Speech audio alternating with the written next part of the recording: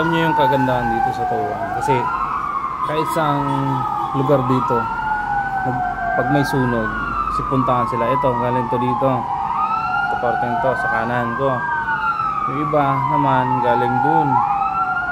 Ayan, may mga paparating pa lang galing sa dulo, tapos dito sa may kaliwa ko galing yung iba. Ayan, tulong-tulong sila. Tingnan nyo, kaya hindi lalaki yung sunog dito kasi ito tulong-tulong sila. Ang daming bombero na. Hindi ko alam ano may sunog din. May sunog sa isang building, pero wala naman apoy na usok nangyari. Baka sa harap ay sa likod niya yung building na yan. Tingnan nyo guys, ang daming bombero. 1, 2, 3, 4, 5, 6, 6 na bombero. Sabay-sabay silang pumunta. Ay, sunod-sunod silang pumunta. May galing sa north, may sa south. Ano, ganito ang Taiwan.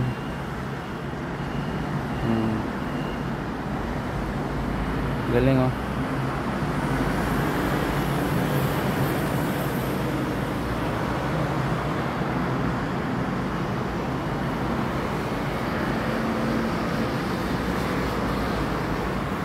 Wala, di anong apoy dyan.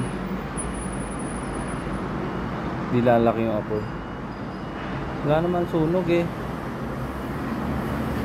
Yung nangyari sa dorm namin eh, mabilis naman ang apula. Parang wala naman sunog, pero parang may usok dyan. Ayun oh, parang may usok dito. Hindi ko sure ah. Pero time check muna tayo. 2:50. Ayan.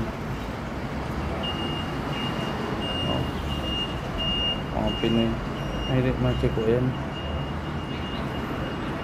Nakakasilaw yung ano.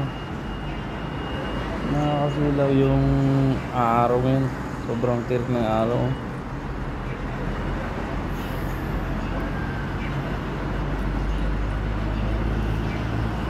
Dorm namin andun lang. Napakakalmado ng panahon. Init, tirik. Init. Tapos biglang may mga bombero dumating.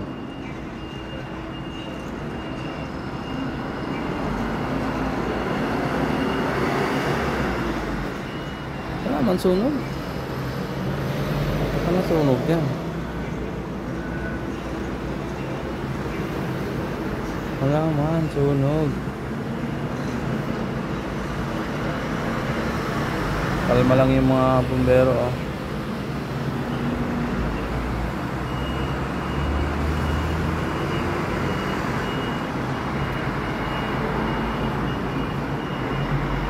May sunog ba? Parang wala man sunog eh.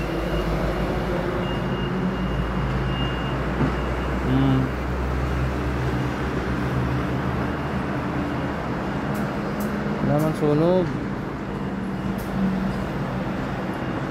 So yun lang guys, mahaba ng video ko. Wala naman tayo ditong kwan, makikitang sunog eh. Ayan, tapusin ko na itong ginagawa ko. Ayan o, galunggong. Galunggong, hindi yung galunggong. Ayan lang, update dito siya no. Ayan, kaganapan dito. Sintingan yung mga bombero, wala namang sunog. Although siguro sa likod ng mga building siguro na yun, may sunog. So, ayan no. Bye bye.